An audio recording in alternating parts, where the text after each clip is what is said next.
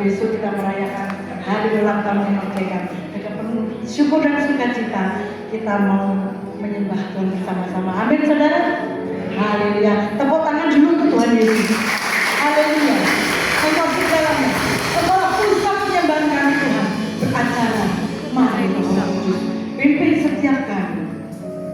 Bawa setiap kami masuk dalam hadirat yang kudus. Kami rindu pemberian terbaik. Terima kasih Tuhan. Kami mulai ibadah pada pagi hari ini dalam nama Tuhan Yesus Kristus. Haleluya. Amin. Puji nama Tuhan.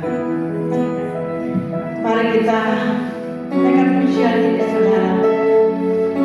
Kita bersatu hati, satu roh. Biar Tuhan beracara, Roh Kudus beracara pada pagi hari ini. Dengan syukur sukacita kita naikkan pujian ini. Haleluya. Yesuslah Tuhan yang layak ditinggikan, layak disembah oleh suku-suku bangsa. Dengan darah-Mu Kau telah tebus dosaku, genapi Tuhan firman-Mu atas negeriku. Dengan penyembahan kita katakan, Yesuslah Tuhan. Hanya Engkau yang layak ditinggikan Tuhan, layak disembah oleh suku-suku bangsa.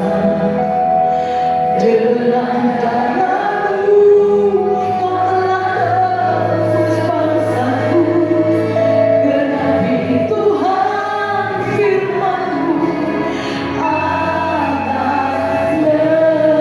negeriku. Nyatakan kerinduan kita. Hatiku rindu melihat kemuliaan-Mu. Hatiku rindu melihat curahan kuasa-Mu di tanah tercinta, negeriku Indonesia. Ku berdoa Indonesia penuh kemuliaan-Mu. Indonesia penuh kemuliaan-Mu. Katakan ya Allahku, ya Haleluya. Katakan kemuliaan-Mu, ya Allahku.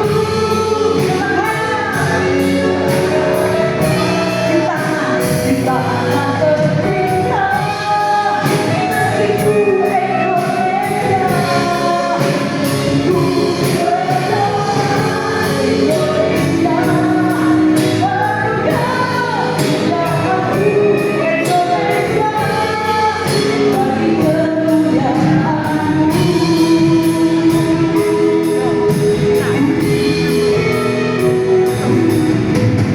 Yesuslah Tuhan yang layak disembah, layak disembah oleh suku-suku bangsa. Dengan darah-Mu Kau telah tebus bangsaku, genapi Tuhan firman-Mu atas negeriku. Hatiku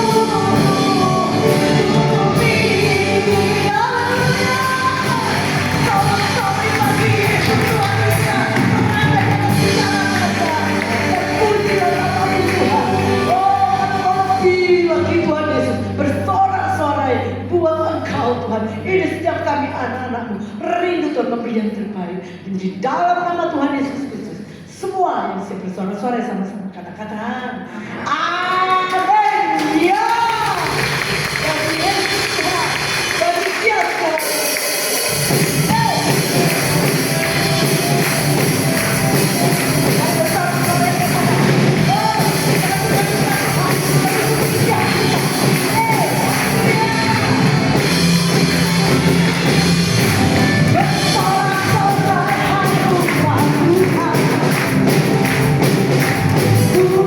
Tuhan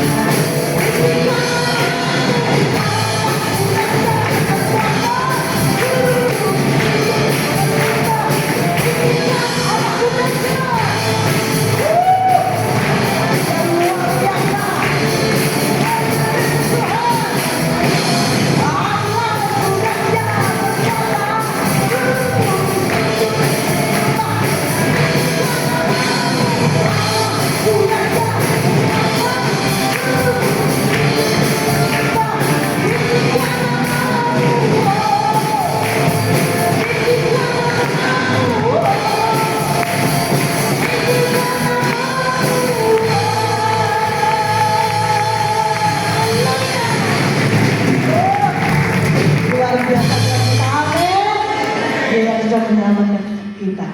Kita patut bersyukur. Dan sebentar kita akan diberkati dengan firman Tuhan. Mari kita pujikan pujian. Kita siapkan hati kita. Haleluya. Makasih Tuhan. Makasih Tuhan Yesus. Segala kebaikan sudah kami terima. Makasih Tuhan.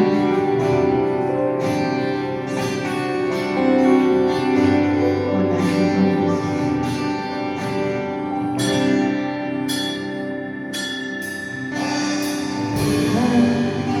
Inilah hidupku. Mari nyatakan pada Tuhan. Ku serahkan padamu segala cita-citaku, masa depanku menjadi milikmu. Jangan aku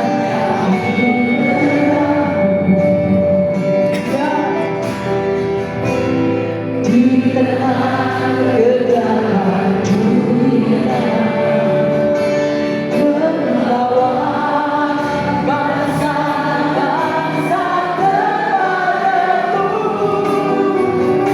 Tuhan ini perlindunganku, bagiku Tuhan seluruh hidupku.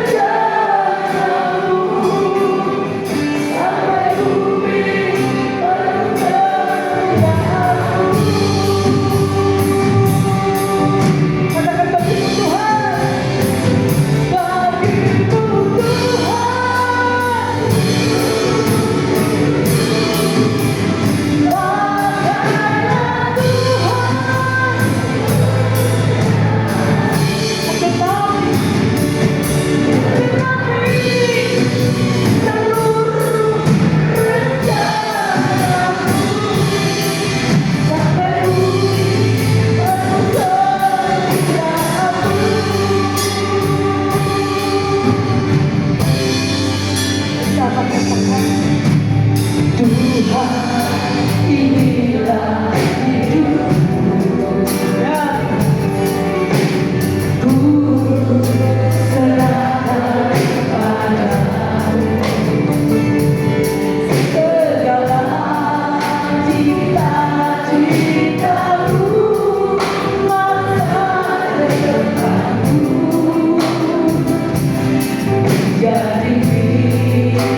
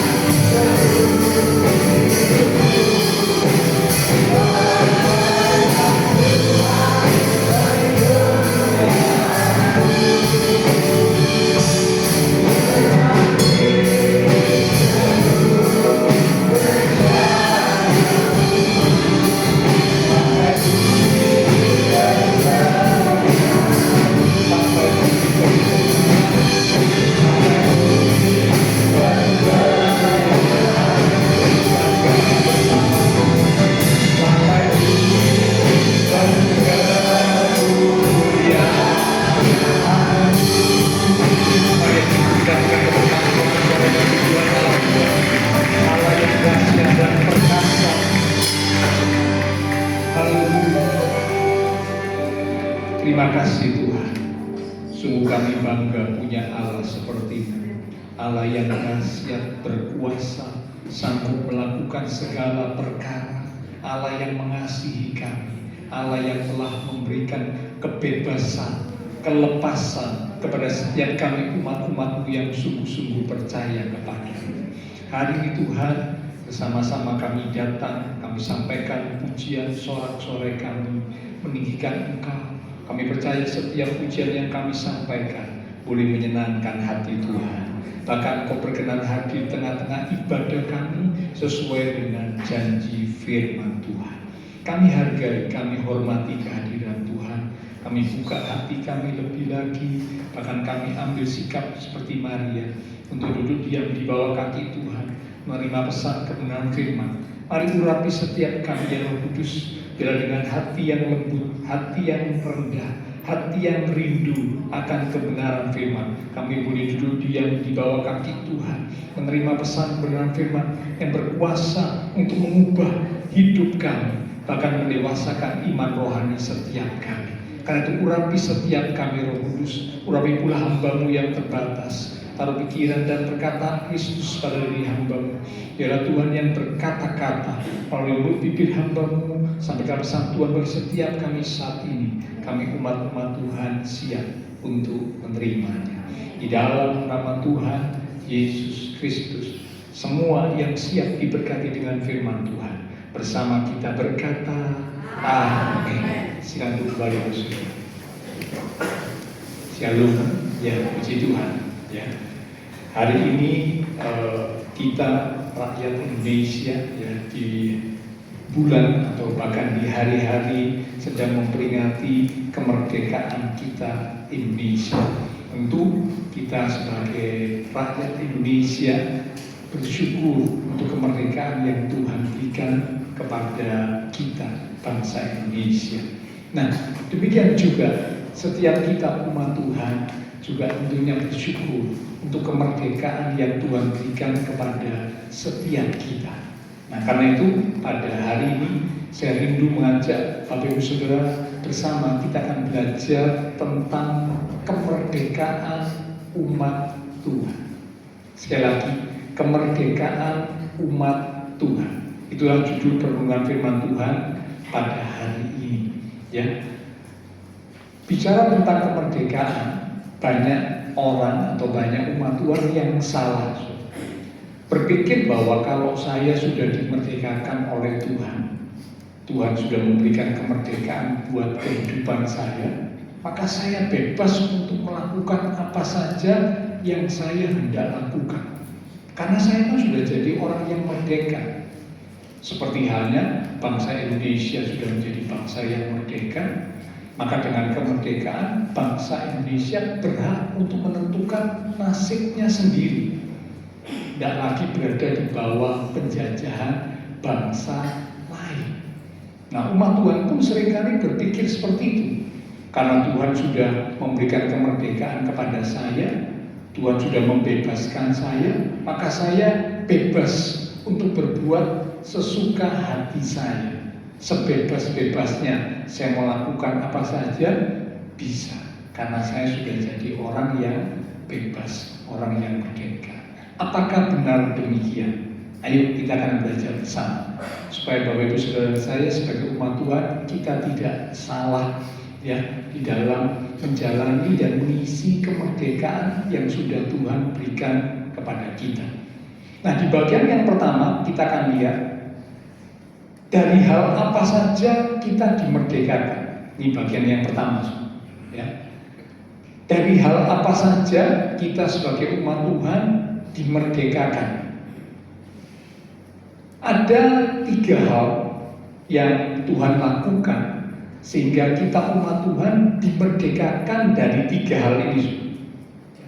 Yang pertama, Tuhan memerdekakan kita dari perbudakan dosa. Kita buka Alkitab dalam Yohanes pasal yang ke-8 di ayat yang ke-34. Yohanes pada pasal yang ke-8 di ayat yang ke-34. Saya akan bacakan. Bapak Ibu Saudara bisa melihat menyimak dari Alkitab ataupun menggunakan gadget yang tentunya hanya digunakan untuk membuka Alkitab saja. Yohanes 8 ayat 34, kata Tuhan Yesus kepada mereka, Aku berkata kepadamu, sesungguhnya setiap orang yang berbuat dosa adalah hamba dosa. Ini merupakan statement perkataan yang diucapkan oleh Tuhan Yesus sendiri. Tuhan berkata setiap orang yang berbuat dosa adalah hamba dosa. Siapa orang yang tidak pernah berbuat dosa? Kalau mau jujur nggak ada. Semua orang entah dengan perkataannya, entah dengan perbuatannya, atau mungkin di dalam pikirannya sudah melakukan kesalahan atau dosa di hadapan Tuhan. Maka dengan demikian semua orang adalah hamba dosa tanpa terkecuali. Ya, karena semua sudah berbuat dosa. Nah, masalah terbesar dari manusia itu sebenarnya adalah dosa. Seringkali banyak orang berpikir bahwa masalah yang terbesar dalam hidupnya itu adalah pekerjaannya. Wah, pekerjaan saya sedang sulit. Hari-hari ini kan memang banyak ya, tantangan, kesulitan di dalam bisnis atau pekerjaan dengan keadaan perekonomian yang seperti ini. Sehingga banyak orang berpikir masalah yang terbesar bagi hidup saya adalah pekerjaan saya. Sehingga akhirnya membuat jadi stres, jadi frustasi. Karena menganggap bahwa pekerjaan adalah masalah yang terbesar dalam hidupnya. Padahal bukan. Pekerjaan bukanlah masalah yang terbesar dalam hidup seseorang. Ada lagi yang menganggap bahwa kesehatan adalah masalah yang terbesar.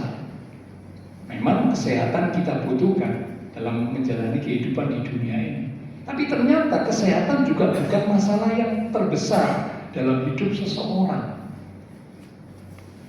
Ada lagi yang menganggap keadaan keluarga, ya, ini menjadi masalah yang terbesar. Memang keadaan keluarga yang mungkin kurang harmonis, yang tidak ada kerukunan atau kedamaian di dalamnya menjadi sebuah masalah. Betul. Tetapi ternyata keadaan keluarga bukanlah masalah yang terbesar bagi kehidupan seseorang. Ya, pekerjaan, kesehatan, keluarga memang bisa menjadi sebuah masalah dalam kehidupan seseorang. Tetapi itu bukan masalah yang terbesar. Masalah yang terbesar dalam hidup manusia sesungguhnya adalah dosa. Dosa bukan hanya bicara tentang perbuatan yang salah. Ya, sekali lagi, dosa bukan hanya bicara tentang perbuatan yang salah atau perbuatan yang melanggar. Tetapi dosa mempunyai kuasa untuk merusak hubungan manusia dengan Allah. Dosa punya kuasa untuk merusak, menghancurkan hubungan manusia dengan Allah. Dosa juga punya kuasa untuk memperbudak hidup manusia. Ya, jadi kalau manusia sudah menjadi budaknya dosa, dikuasai oleh dosa, makanya menjadi sebuah masalah yang besar buat hidup orang tersebut. Karena itulah keselamatan yang diberikan oleh Allah melalui Tuhan Yesus bukan cuma sekedar pengampunan dosa, tetapi juga pembebasan dari perbudakan dosa. Ya, jadi ketika Tuhan mati di atas kayu salib, Tuhan bukan hanya sekedar mengampuni kesalahan atau mengampuni dosa manusia, tetapi Tuhan juga memberikan pembebasan kepada manusia dari perbudakan dosa. Ya, jadi yang pertama, dari hal apa kita dimerdekakan? Kita dimerdekakan dari perbudakan dosa. Seharusnya dosa menguasai kita. Karena kita sudah melakukan dosa, kita jadi budaknya dosa, jadi hambanya dosa. Tapi kemerdekaan Kristus berikan supaya kita dibebaskan dari perbudakan dosa. Yang kedua, Bukan hanya dari perbudakan dosa, tapi ternyata juga kemerdekaan diberikan oleh Tuhan Yesus supaya kita dibebaskan dari hukuman dosa. Bukan cuma diperbudak, dikuasai, dicengkram oleh dosa, tetapi juga hukuman akibat dosa. Kita tahu bahwa hukuman atau akibat dari dosa, kitab Roma berkata adalah maut, kebinasaan. Nah, kalau hukuman atas dosa ini tidak dibebaskan, maka semua orang pasti ujungnya, akhirnya itu menuju kepada maut, menuju kepada kebinasaan. Karena upah dosa itu maut. Nah, semua orang sudah lakukan dosa, maka hidupnya pasti menuju kepada maut, kepada kebinasaan. Tapi puji Tuhan, melalui kemerdekaan yang Kristus berikan kepada kita, ya, maka Bapak Ibu Saudara saya dibebaskan dari hukuman akibat dosa yang telah kita lakukan. Kita buka dalam kitab Roma pasal yang ke-8 di ayat yang pertama. Roma pasal yang ke-8 di ayat yang pertama. Demikian firman Tuhan. Demikianlah sekarang tidak ada penghukuman. Sekali lagi, tidak ada penghukuman. Bagi siapa? Bagi mereka yang ada di dalam Kristus Yesus. Amin. Dikatakan tidak ada penghukuman bagi orang yang hidup percaya dalam Tuhan Yesus Kristus. Sehingga kalau kita menghadapi kematian, kita sudah nggak takut.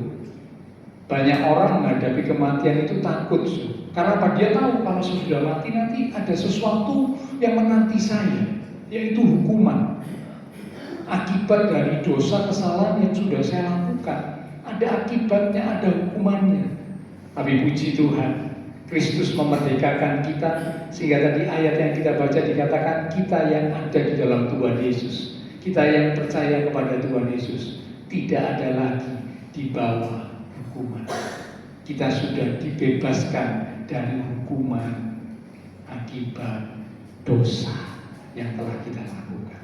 Yang ketiga, yang pertama dibebaskan dari perbudakan, dari ikatan, dari cengkraman dosa. Yang kedua dibebaskan dari hukuman akibat dosa. Yang ketiga, kita dibebaskan dari perbudakan hukum Taurat sebagai jalan untuk memperoleh pembenaran. Sekali lagi, perbudakan hukum Taurat sebagai jalan memperoleh pembenaran. Apa maksudnya, Pak? Sebelum Tuhan Yesus datang ke dunia, lalu kemudian mati di atas kayu salib, menebus dan kemudian membebaskan manusia yang berdosa, hidup manusia itu ada di bawah hukum Taurat. Nah, memang kalau Bapak baca hukum Taurat itu Allah yang memberikan kepada Israel melalui Musa. Ya, ada 10 hukum yang diberikan, ya, aturan-aturan yang diberikan oleh Allah. Umat Tuhan harus tunduk kepada aturan hukum Taurat. Nah, kalau tidak melakukan hukum Taurat, salah, berdosa, ya, di hadapan Allah, menerima akibat, menerima hukuman. Nah, hal ini membuat banyak orang yang kemudian masih terus berpikir bahwa untuk mendapatkan keselamatan, mendapatkan kehidupan, itu harus melakukan hukum Taurat secara lengkap, secara sempurna saja. Mereka terikat, mereka dicengkeram oleh pemikiran yang seperti itu. Saya harus lakukan hukum Taurat, saya harus lakukan hukum Taurat. Memang sebagai umat Tuhan kita harus melakukan kebenaran, itu harus. Tetapi kalau pikiran kita menganggap bahwa kalau saya mau selamat, saya mau dapat kehidupan yang kekal, hanya melalui hukum Taurat saja, nah ini bahaya. Karena apa? Tidak ada orang yang bisa melakukan hukum Taurat dengan sempurna. Tidak ada. Selalu ada kelemahan, selalu ada kekurangan ketika mereka melakukan hukum Taurat. Kadang mungkin sebagian hukum Taurat sudah dilakukan, tapi sebagian yang lain masih belum dilakukan. Ada pelanggaran dan sebagainya. Nah, Kristus datang memerdekakan manusia dari perbudakan hukum Taurat sebagai jalan untuk memperoleh pembenaran. Artinya bahwa manusia sudah tidak lagi harus melakukan hukum Taurat dengan sempurna baru bisa mendapat keselamatan atau hidup yang kekal. Tidak. Tetapi keselamatan didapat hanya melalui iman percaya kepada Tuhan Yesus. Nah, akibat iman percaya kepada Tuhan Yesus, barulah kita belajar melakukan hukum Tuhan, termasuk hukum Taurat, belajar melakukan kebenaran. Tapi bukan untuk mendapat keselamatan atau hidup yang kekal, bukan. Tapi iman percaya kita yang membuat kita mendapat keselamatan, hidup yang kekal. Nah, akibat iman percaya kita kepada Tuhan Yesus, kita belajar untuk melakukan hukum Tuhan, kebenaran Tuhan, firman Tuhan. Jadi yang ketiga, kemerdekaan Kristus berikan untuk membuat kita dibebaskan dari perbudakan hukum Taurat. Sehingga untuk menjadi umat Tuhan yang benar, menerima keselamatan, hidup yang kekal, bukan lagi karena melakukan hukum Taurat, tetapi karena Kristus yang sudah mati buat kita manusia berdosa. Di Roma pasal yang Galatia pasal yang kelima, di ayat yang pertama, kita lihat sebentar Galatia pasal yang kelima, di ayat yang pertama dikatakan supaya kita sungguh-sungguh merdeka. Kristus telah memerdekakan kita. Dikatakan Kristus telah memerdekakan kita sehingga kita menjadi sungguh-sungguh merdeka. Bukan kemerdekaan yang semu, tapi kemerdekaan yang sesungguhnya, kemerdekaan yang sejati melalui Tuhan Yesus. Jadi itulah saudara.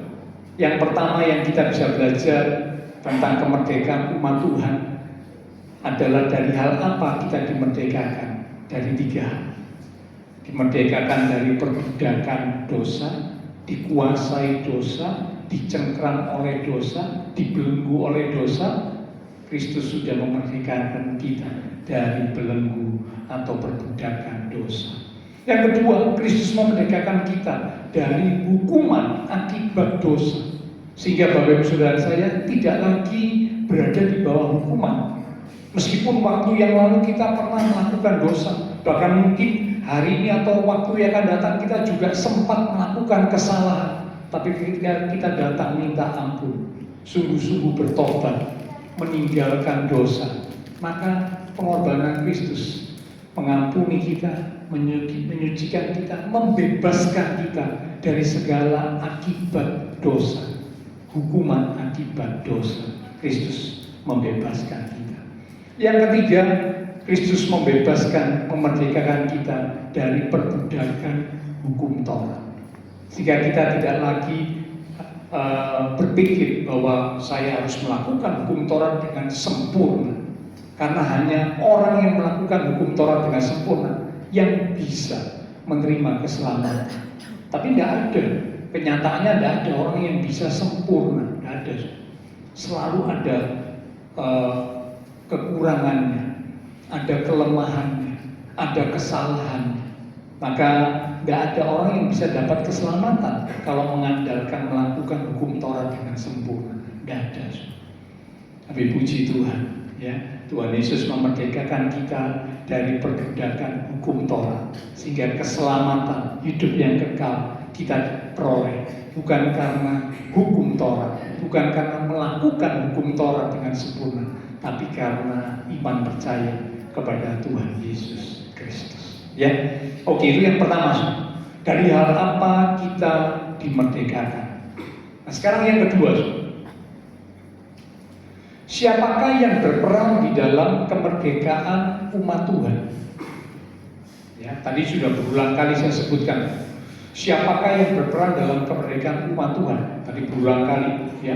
Di awal sudah saya sebutkan bahwa yang berperan dalam kemerdekaan umat Tuhan pastilah Tuhan Yesus yang kita sembah, yang kita percaya. Ya. Tadi Galatia 5 ayat pertama berkata demikian, supaya kamu sungguh-sungguh merdeka, Kristus sudah memerdekakan kamu. Satu ayat lagi, Yohanes 8 di ayat yang ke-36. Injil Yohanes pasal yang ke-8 di ayat yang ke-36. Ini ayat yang meneguhkan kitab Galatia tadi ya. Yohanes 8 ayat 36. Jadi apabila anak itu, kata anak huruf besar berarti menunjuk kepada pribadi Tuhan Yesus. Apabila anak itu memerdekakan kamu, kamu pun benar-benar merdeka. Ini ayat yang serupa, senada, ya, meneguhkan Galatia 5 ayat 1 tadi.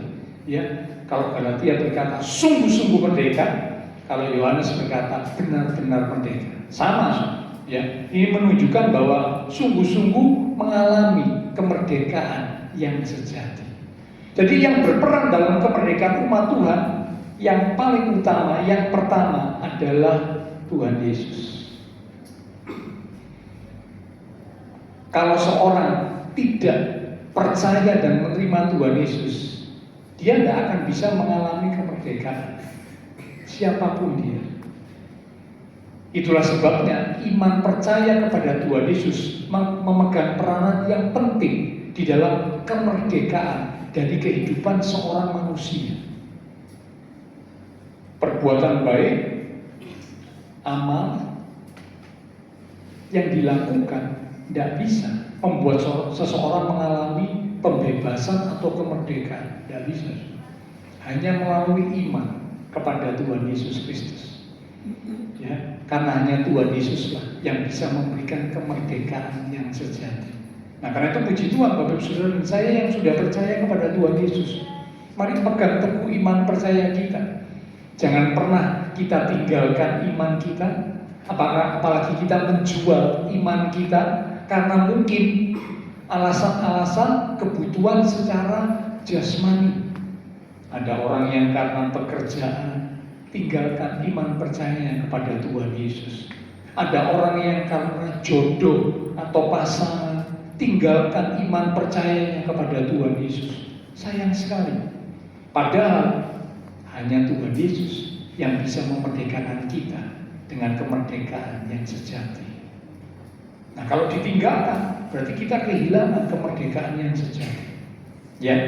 Jadi yang pertama yang berperan dalam kemerdekaan umat Tuhan tentunya pribadi Tuhan Yesus. Karena hanya Tuhan Yesus yang bisa memerdekakan kita dengan seutuhnya. Yang kedua, setelah pribadi Tuhan Yesus memerdekakan kita, maka yang kedua, yang berperan di dalam kemerdekaan umat Tuhan yang kedua adalah kebenaran. Kebenaran. Ya.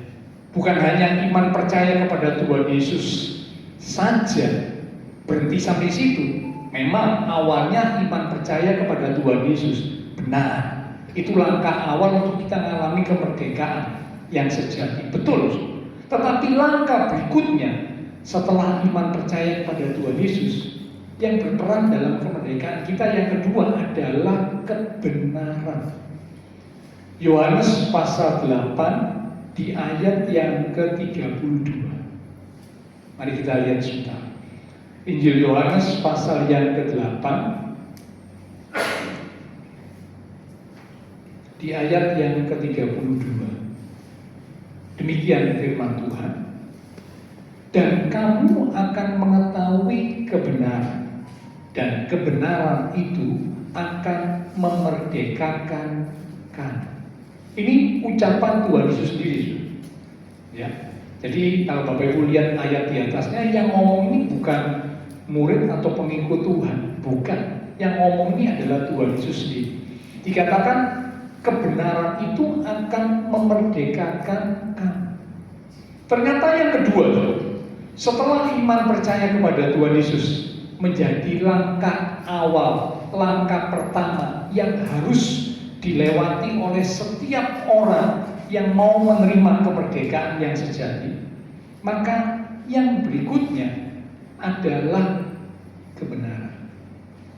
Kebenaran berperan untuk memberikan kemerdekaan kepada umat Tuhan. Dari yang tidak tahu kebenaran, jadi tahu dan mengerti kebenaran. Orang kalau tidak tahu kebenaran kan akhirnya melakukan banyak kesalahan, ketidakbenaran, karena tidak tahu kebenaran, tidak ngerti kebenaran. Tapi ketika kita tahu kebenaran, kita ngerti kebenaran, nah, membuat kita akhirnya mulai, oh iya ya, yang benar harusnya begini, maka saya harus lakukan kebenaran. Nah, kebenaran ini menunjuk kepada dua hal. Tentunya yang pertama, kebenaran itu menunjuk kepada pribadi Tuhan. Karena Tuhan Yesus berkata, akulah jalan, kebenaran, dan hidup. Jadi kebenaran juga kembali menunjuk kepada pribadi Tuhan.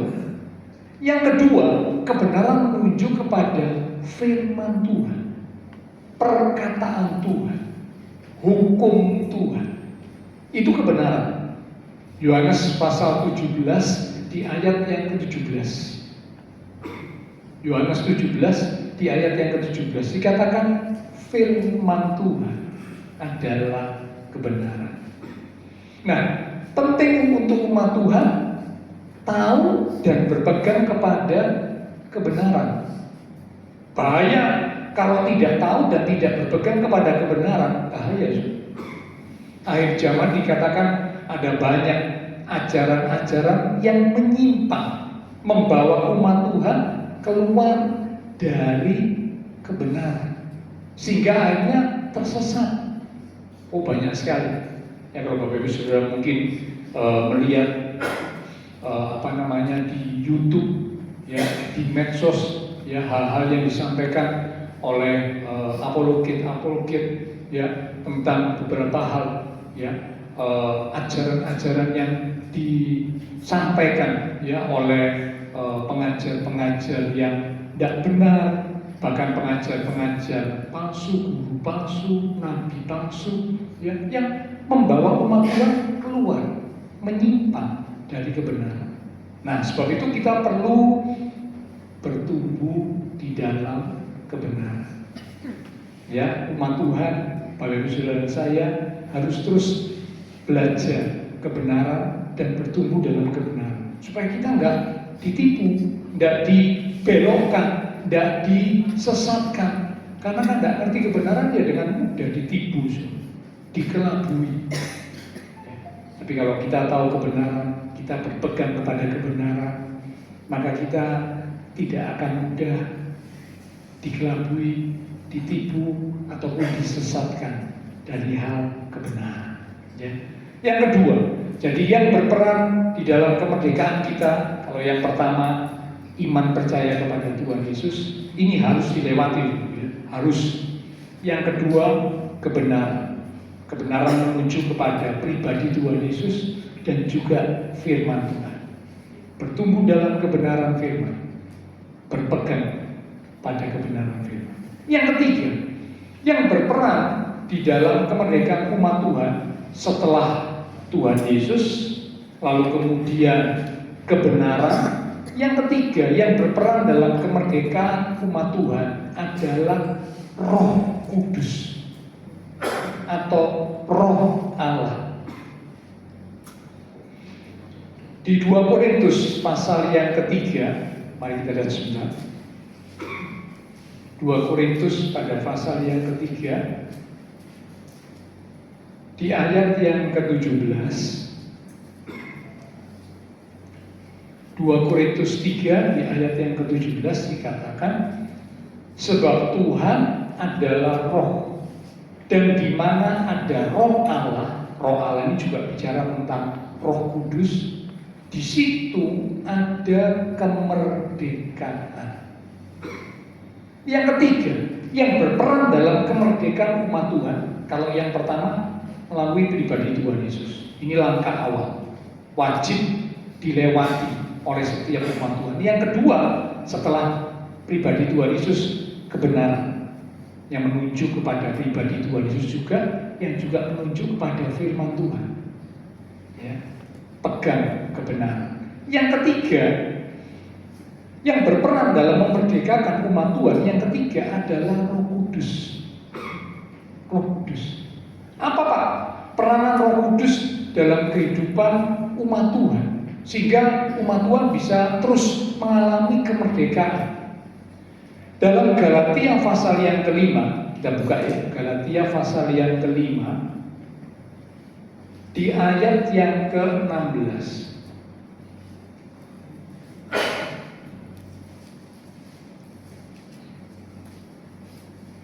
Galatia 5 ayat yang ke-16. Maksudku ialah hiduplah oleh roh. Rohnya besar ya. Jadi menunjuk kepada roh Allah, Roh Kudus. Maka kamu tidak akan menuruti keinginan daging. Lompat ayat yang ke-18.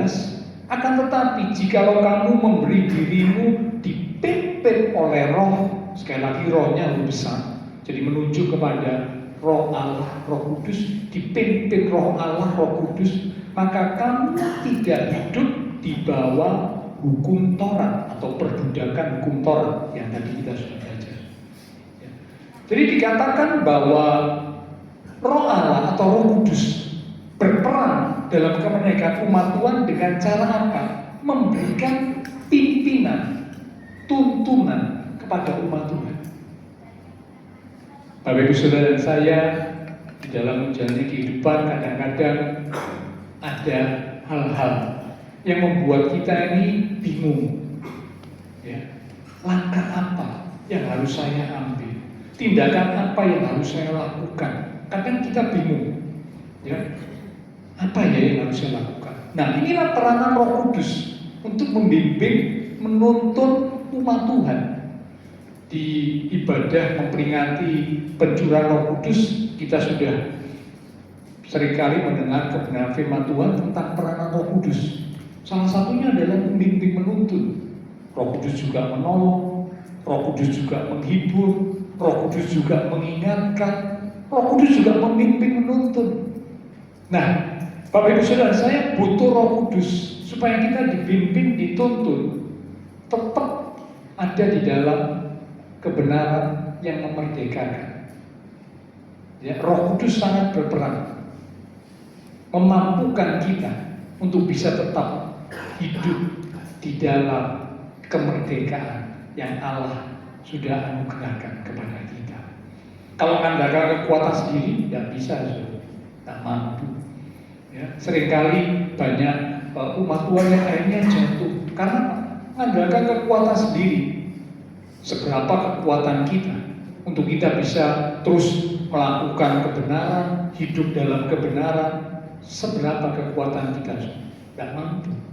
Sampai pada satu titik kita merasa itu sudah aku tidak mampu lagi hidup dalam kebenaran, tidak mampu lagi melakukan kebenaran, terlalu berat, aku tidak mampu, aku tidak sanggup. Nah, kekuatan manusia memang terbatas. Kita butuh pertolongan Roh Allah, Roh Kudus, memimpin, menuntun kita, menguatkan kita, sehingga kita boleh terus hidup di dalam kemerdekaan yang sudah Tuhan anugerahkan kepada kita. Ya, itu yang ketiga. Ya, jadi ada 3 yang berperan dalam kemerdekaan umat Tuhan. Yang pertama tentunya pribadi Tuhan Yesus. Yang kedua adalah kebenaran yang menunjuk kepada pribadi Tuhan dan juga menunjuk kepada firman Tuhan. Nah, umat Tuhan harus suka firman. Ya, kalau ada umat Tuhan tidak suka firman, bahaya. Ya, alergi dengar firman, bahaya. Memuji Tuhan memang penting, ya, tapi firman Tuhan juga kita butuhkan. sama-sama pentingnya. Karena itu dalam sebuah ibadah, keduanya harus ada. Pujian kepada Tuhan ada, firman Tuhan yang disampaikan juga ada. Ya, kedua-duanya sama penting. Kalau menganggap yang satu nggak penting, berbahaya. Kita akan menjadi umat Tuhan yang tidak seimbang, umat Tuhan yang tidak berjalan menuju kepada kebenaran. Jadi harus suka memuji Tuhan, tapi juga suka firman Tuhan. Ya, saya teringat satu ayat di kitab Yeremia berkata, apabila aku bertemu dengan perkataan-perkataan Tuhan, aku bertemu dengan firman Tuhan, maka perkataan atau firman Tuhan itu menjadi kegirangan bagiku. Jadi kalau ketemu firman senang, antusias. Nah, jadi pertanyaan, kita umat Tuhan, kalau ketemu firman, dengar firman, suka atau enggak? Kalau umat Tuhan yang sudah mulai tidak suka dengan firman, bahaya. Ini sebuah pertanda rohaninya mulai sakit. Nah, kalau rohani yang sakit tidak segera diobati, bahaya. Lama-lama rohaninya mati. Ya, ingat kisahnya Eutikus itu ya. Eutikus yang mendengar firman Tuhan. Nah, waktu itu firman Tuhan memang disampaikan cukup lama.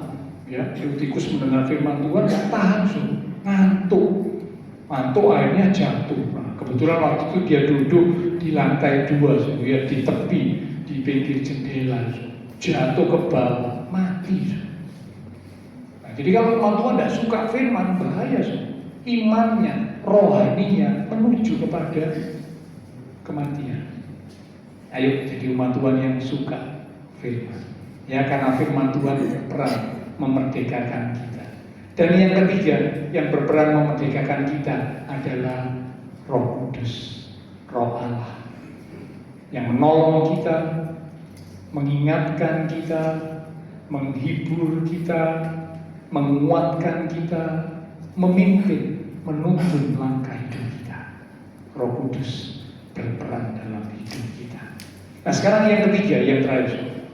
Kalau yang pertama kita sudah belajar, kita dimerdekakan dari apa saja. Yang kedua, kita sudah belajar siapa yang berperan dalam kemerdekaan kita sebagai umat Tuhan. Yang ketiga, tentang mengisi kemerdekaan. Kemerdekaan harus diisi dengan tepat. Karena kalau kemerdekaan tidak diisi dengan tepat, berbahaya. Mengapa? Ayo kembali kita buka ya. Galatia pasal 5 tadi, di ayat yang pertama, bagian B.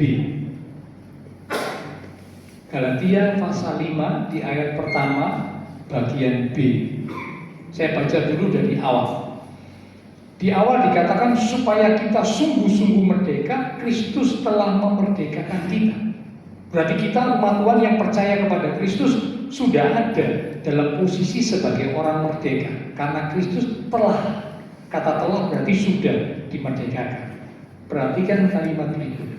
Karena itu, jadi sudah ada dalam posisi kemerdekaan. Lalu ada kalimat berikut yang mengingatkan, karena itu berdirilah teguh dan jangan mau lagi dikenakan kuk perhambaan.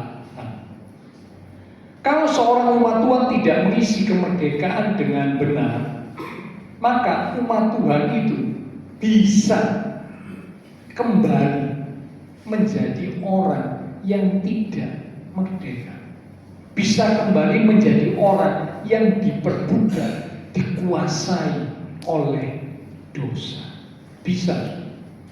Jadi tidak otomatis ya, kalau seorang yang sudah merdeka, kalau kemudian saya hidup sembarangan, saya akan terus merdeka. Karena kan Kristus sudah memerdekakan saya. No, tidak. Ya, nah ini hal yang harus dipahami. Ya. Jadi seringkali banyak orang berkata, karena aku sudah merdeka, aku merdeka bebas melakukan apa saja yang aku mau, yang aku suka. Enggak, ternyata tidak demikian. Kalau kita tidak waspada, kemerdekaan yang sudah Kristus berikan sebenarnya kemerdekaan yang sejati, tapi kita mengisinya dengan hal yang sembarangan. hal yang tidak benar, akhirnya kita bisa nanti jadi orang yang tidak merdeka, diperbudak lagi, diperhamba lagi oleh dosa. Bisa. Ya, bahaya. Tuhan pernah memberikan sebuah perumpamaan.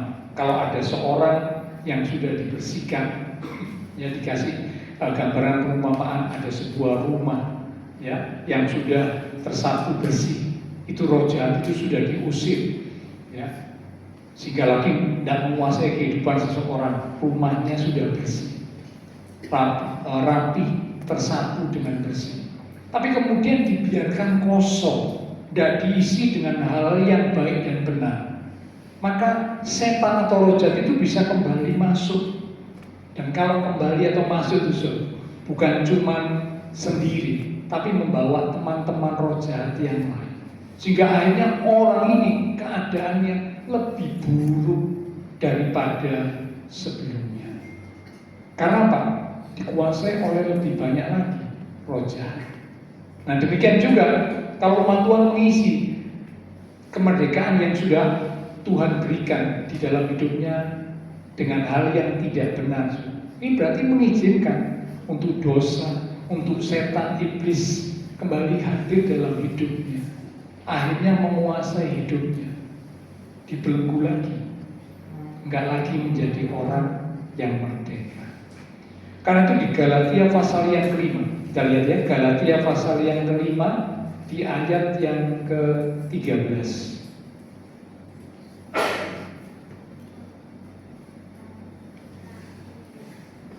Saudara-saudara, memang kamu telah dipanggil untuk merdeka. Tetapi janganlah kamu mempergunakan kemerdekaan itu sebagai kesempatan untuk kehidupan dalam dosa. Melainkan layanilah seorang akan yang lain oleh kasih. Amin. Kembali ayat ini mengingatkan ya, memang kita sudah dipanggil jadi orang merdeka karena kita percaya kepada Tuhan Yesus. Tuhan Yesus berperan untuk memerdekakan kita. Betul, kemerdekaan yang sejati Kristus berikan, betul. Tetapi ayat ini juga mengingatkan, jangan itu digunakan sebagai kesempatan untuk hidup dalam dosa. Oh, karena aku sudah jadi orang merdeka, Kristus sudah memerdekakan aku, maka aku bisa hidup sembarangan. Ya, apalagi kalau sampai ngomong sekali selamat tetap selamat walaupun hidupku udah karu-karuan. Waduh, nggak bisa. Bahaya. Memang kalau kita sudah diselamatkan oleh Tuhan Yesus, keselamatan itu adalah jaminan buat kita, betul. Tapi kita harus menjaga hidup kita, mengisi kemerdekaan dengan benar. Jangan sampai mengisi kemerdekaan dengan hal yang berdosa, balik diperbudak lagi oleh dosa. Iblis mendapat kesempatan untuk masuk dan menguasai hidup kita lagi. Akhirnya tidak lagi menjadi orang merdeka, kehilangan kemerdekaan. Bukan karena kuasa Kristus berkurang, bukan, tapi karena kita yang membuka peluang dengan mengisi kemerdekaan dengan hal-hal yang salah, hal-hal yang Tuhan tidak berkenan. Ya, jadi mari isi kemerdekaan dengan hal-hal yang benar, yang Tuhan mau. Ya, dikatakan layanilah seorang akan yang lain oleh kasih. Ini bicara tentang kehidupan yang menjadi berkat. Tadi pujian kita nyanyikan, inilah hidupku, kuserahkan padamu, membawa terang bagi bangsa-bangsa. Aku rindu Tuhan supaya hidupku boleh menjadi berkat buat orang di sekitar. Jadi pujian kita nyanyikan sebelum firman Tuhan disampaikan. Nah, dikatakan layanilah seorang akan yang lain oleh kasih. Berbuat atau melakukan sesuatu didasari kasih. Karena belum tentu orang melakukan sesuatu karena kasih, belum tentu. Ada orang yang memberi motivasinya bukan kasih, ada. Ya, orang memberi karena motivasinya pamer, ada. Wah, aku mau memberi ini supaya diketahui oleh orang banyak, pamer, ada. Nah, ini Tuhan nggak berkenan.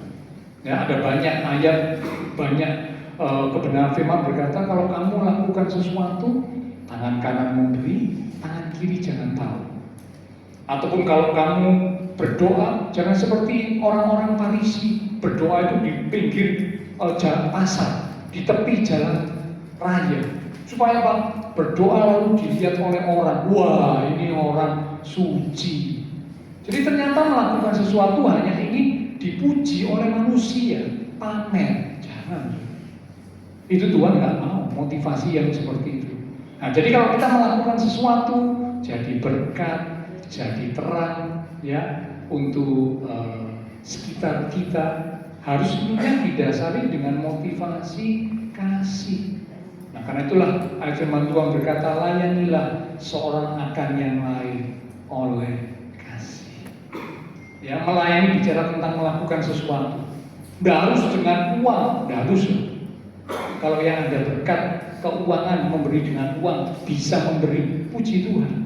Tapi paling tidak diawali dengan doa. Kita berdoa buat orang di sekitar kita. Karena banyak loh orang di sekitar kita yang membutuhkan doa kita. Termasuk saya. Nah, kalau Bapak Ibu Saudara sebagai jemaat Tuhan mendukung, mendoakan saya, wah puji Tuhan. Ya, saya tentu dikuatkan. Ya, Tuhan menolong saya. Ya. Biasanya kalau sakit itu kan banyak orang yang sakit cukup lama. Minggu yang lalu kan sudah lihat saya pakai masker. Memang saya sakit cukup lumayan. Jadi ini tenggorokan sakit, bukan cuma sakit buat malam, juga gatel, batuk. Ya saya sampai sempat mikir, wah ini nanti kalau saya mimpin doa bisa enggak ya? Jangan-jangan nanti kalau ngomong batuk ini nanti. Ya tapi saya melangkah dengan iman, wis aku tak tetap mimpin doa gitu ya, walaupun pakai masker. Ya badan nanti panas, ya ini tulang rasanya cekot-cekot semua. Ya sampai saya mikir, waduh ya apa? Ini umbel sudah kayak hampir mau meler, tapi belum. Ya kalau enggak sudah COVID ya, kena flu macam-macam, flu lengkap gitu ya. Tapi puji Tuhan, Bapak Ibu jemaat Tuhan mendoakan ya, sehingga Tuhan tolong, nah ini saya sudah pulih ya, sehingga ini sudah bisa kembali menyampaikan kebenaran firman Tuhan, dan tentunya suara saya sudah cukup jelas kan ya. Yang lalu kan kurang jelas gitu ya, tapi sekarang sudah cukup jelas, puji Tuhan. Nah ini mendoakan. Ya, semua orang butuh doa. Nah, ayo kita belajar dengan menjadi berkat melalui doa kita, termasuk doa buat kota, doa buat bangsa. Ya, nanti sesudah memuji Tuhan, Ibu Ruhani akan pimpin untuk kita sama-sama berdoa buat bangsa negara kita yang kita cintai. Karena memang kita berkata berdoalah buat kesejahteraan kota, kesejahteraan bangsa, di mana Tuhan menempatkan kita. Mengapa? Karena kesejahteraan kota, kesejahteraan bangsa itu juga bagian dari kesejahteraan kita. Ya kalau kota yang kita tinggali nggak sejahtera, kita terkena dampaknya. Bangsa yang kita tempati tidak sejahtera, kita juga terkena dampaknya. Nah ini kita perlu berdoa untuk kota, untuk bangsa kita. Ya, jadi berkat melalui doa kita. Ya, jadi berkat juga melalui perkataan kita. Kalau menyampaikan sesuatu kepada orang lain, perkataan yang membangun, jangan perkataan yang negatif. Efesus berkata, pakailah perkataan yang membangun, supaya mereka yang mendengarnya beroleh kasih karunia. Jangan pakai perkataan yang negatif, apalagi kalau suka jelekan orang. Wah ini kalau umat Tuhan yang suka menjelekan orang, itu berarti mengisi kemerdekaan dengan hal-hal yang tidak benar. Ada loh umat Tuhan yang sukanya ngerasani orang, jelekan rekan seiman, jelekan pendeta, jelekan gereja, ya, jelekan apalagi yang lain. Ada umat Tuhan yang seperti itu. Wah sayang sekali. Dia tidak mengisi kemerdekaan yang Tuhan sudah berikan dengan hal-hal yang baik dan benar. Berarti tanpa disadari, dia mengizinkan dia kembali kepada perbudakan dosa. Nah, ayo belajar ya, mengucapkan doa dengan kata-kata, mengucapkan perkataan yang positif, membangun, ya. Yang negatif stop, jangan diucapkan. Ya, jelekkan orang lain stop, berhenti, jangan lagi. Supaya kita nggak lagi diperbudak, ya, oleh dosa. dan kuasa kegelapan. Ya, lalu kemudian juga lewat tindakan menolong. Kalau ada orang yang butuh pertolongan, kita bisa menolong, kita mampu menolong. Nah, kita menolong, wah ini kita menjadi berkat. Yang diberkati punya kelebihan berkat secara keuangan, jadi berkat juga. Wah, puji Tuhan. Ini bicara tentang jadi berkat, ya. Ini berarti kita mengisi kemerdekaan yang Tuhan berikan dengan hal yang baik, hal yang benar, sehingga hidup kita jadi berkat dan memuliakan Tuhan. Amin. Biarlah firman Tuhan boleh menjadi berkat buat kita sekalian. Bapak Ibu Saudara saya boleh menjadi umat-umat Tuhan yang tahu menghargai dan bersyukur untuk kemerdekaan yang Kristus sudah anugerahkan. Lalu terus isi kemerdekaan dengan hal-hal yang benar, sehingga kita boleh menjadi umat-umat Tuhan yang terus hidup di dalam kemerdekaan yang sudah Tuhan anugerahkan. Kita akan responi firman Tuhan yang sudah kita dengar kembali lewat pujian yang tadi sudah kita nyanyikan sebelum firman Tuhan. Tuhan, inilah hidupku, kuserahkan padamu.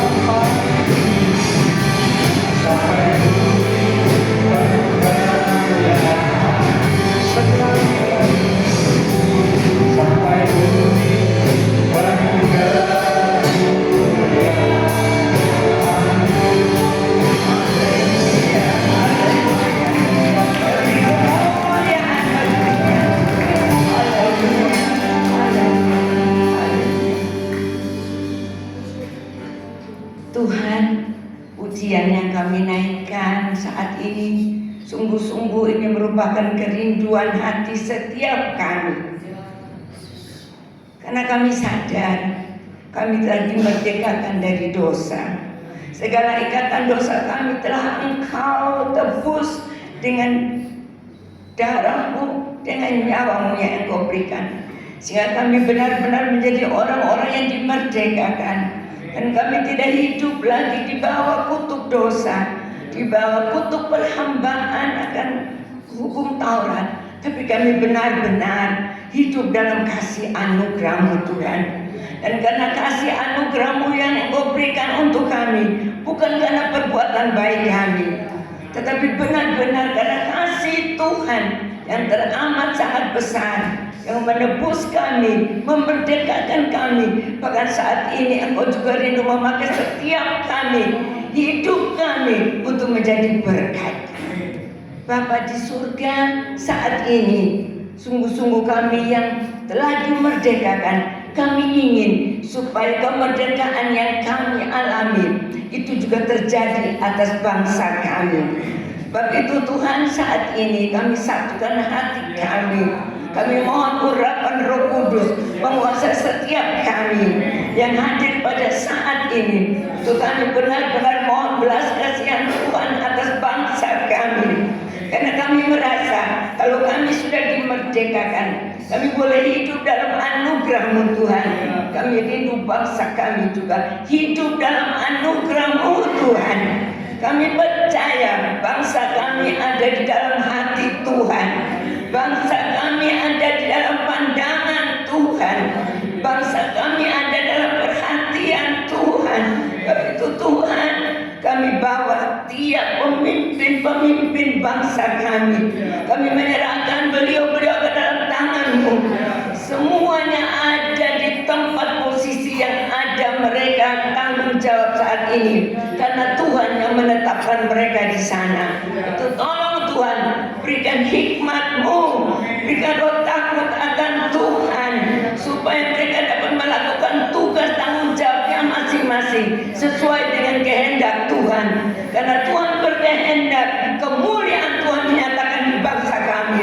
Itu Tuhan pakai setiap pemimpin-pemimpin bangsa kami, dari yang tertinggi sampai yang terbawah. Biarlah Tuhan tolong Tuhan, satu persatu yang tidak bisa kami sebutkan, tapi semuanya Tuhan ada di dalam pantauan Tuhan. Biarlah Tuhan yang berkarya dan Tuhan yang bekerja, Roh Kudus yang akan bekerja di tengah-tengah bangsa kami. Sehingga setiap keputusan apapun yang dilakukan bukan untuk kepentingan satu golongan, tapi untuk kepentingan seluruh bangsa ini, terutama kepentingan untuk kemuliaan nama Tuhan. Tuhan sudah merdekakan bangsa kami.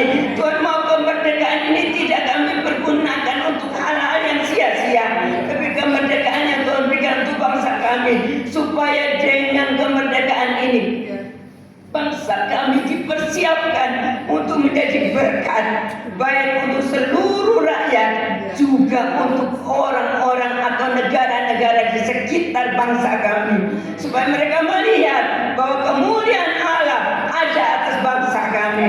Pembelaan Tuhan membawa bangsa kami menjadi bangsa yang takut dan hormat akan Tuhan, memuliakan nama Tuhan.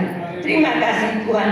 Sekiranya ada hal-hal yang tidak berkenan yang dilakukan di tengah-tengah bangsa kami, melalui kesempatan ini kami datang menghampiri tata kasih karunia-Mu. Kami mohon pengampunan Tuhan. Ampuni Tuhan, ampuni kalau ada kesalahan dosa dari bangsa kami. Ampuni Tuhan, ampuni. Karena kami tahu dosa menjauhkan hubungan dengan Tuhan. Dosa itu menghalangi segala hal yang baik yang akan diterima oleh bangsa kami. Dan kalau Bapa menolong bangsa kami untuk disadarkan, kami percaya ada rencana Tuhan supaya bangsa kami dipulihkan Tuhan, baik di dalam sosial politik, baik dalam ekonomi, baik dalam keamanan, baik dalam kesejahteraan, baik dalam semua segi kehidupan bangsa kami. Tuhan Yesus dipermuliakan, Tuhan Yesus ditinggikan, Tuhan Yesus diagungkan.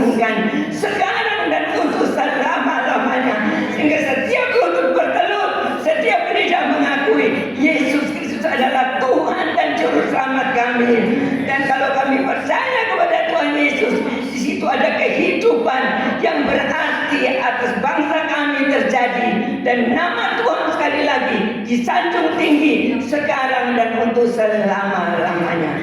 Terima kasih Tuhan, terima kasih. Sekali lagi kami mohon, jadikan setiap kami umat-Mu Tuhan untuk menjadi terang di tengah-tengah kegelapan. Supaya kami tidak mengikuti arus dunia dengan cara-cara apapun Tuhan yang dipakai dari dunia ini untuk menarik pekerjaan Tuhan, mengikuti cara dunia. Tolong Tuhan supaya ini benar-benar dimerdekakan Tuhan, sehingga kami boleh melayani Tuhan sesuai dengan apa yang Tuhan mau, apa yang Tuhan kehendaki. Dan kami percaya kalau kami persilakan Roh Kudus bekerja, maka bangsa kami akan melihat gereja-gereja Tuhan, umat Tuhan yang berdiri atas bangsa ini boleh menyatakan kebesaran Tuhan, kemuliaan Tuhan sekarang dan untuk selama-lamanya. Terima kasih Bapak, terima kasih.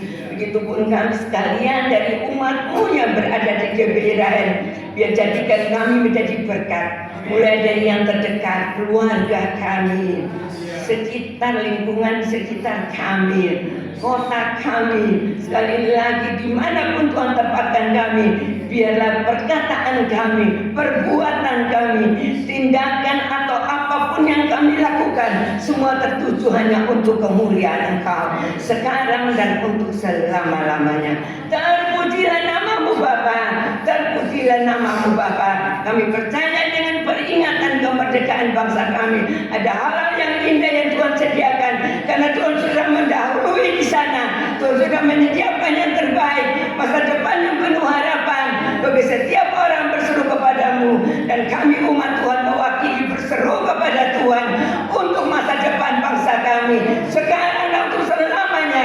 Engkau dipermuliakan. Terpujilah nama-Mu Bapa.